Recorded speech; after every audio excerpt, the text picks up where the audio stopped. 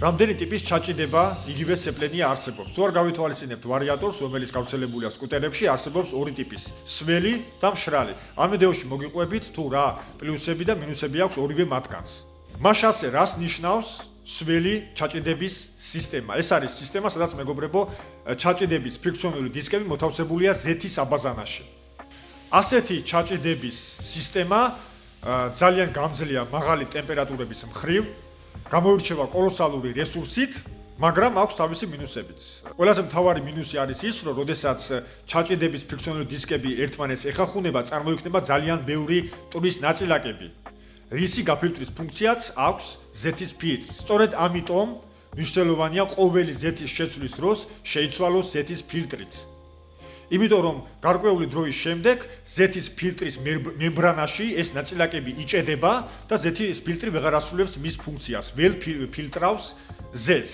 რა თქმა უნდა, ეს მიგვიყვანს ძრავის დაზიანებამდე. პლუს ამას კიდე სველი ჩაჭიდების სისტემის მინუსად შეგვიძლია ვთქვათ, რომ აქვს გარკვეული დოზით სიმძლავრის დანაკარგი, ხო, ამ ზეთის წინაღობის დაძლევა და ასე შემდეგ, ამ პროცესში იკარგება გარკვეული სიმძლავრეც.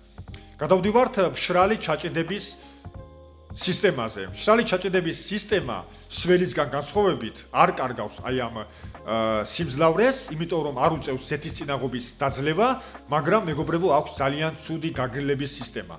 ზეთი სველ ჩაჭიდებაში ასრულებს გაგრილების სისტემასაც. მიხვდით?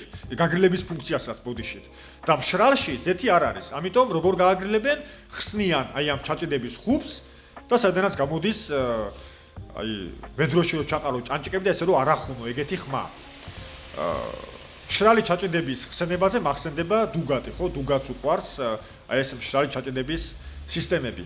კიდევ მინუსი მეგობრებო არის ის, რომ თუ გაგრილება აქვს ცუდი, თავისთავად რესურსიც ძალიან ცოტა აქვს, მაგრამ ეს ყველაფერი არ არის. მინუსებში კიდე შემიძლია ვთქვა, რომ მშრალი ჩაჭიდების სისტემა დაძვრის დროს არის არაერთგვაროვანი, ხო, აქვს ესეთი დარტყმები დაძვრის დროს.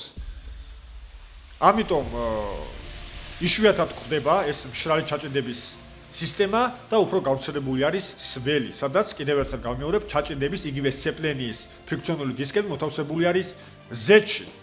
ამიტომ თუ თქვენ ხშირად კი არა და ყოველი ზეთის შეცვლის დროს გამოსვლით ზეთის ფილტრსაც, ყველაფერი კარგად იქნება მეგობრებო. დროებით შევხვდებით შემდეგ ვიდეოში.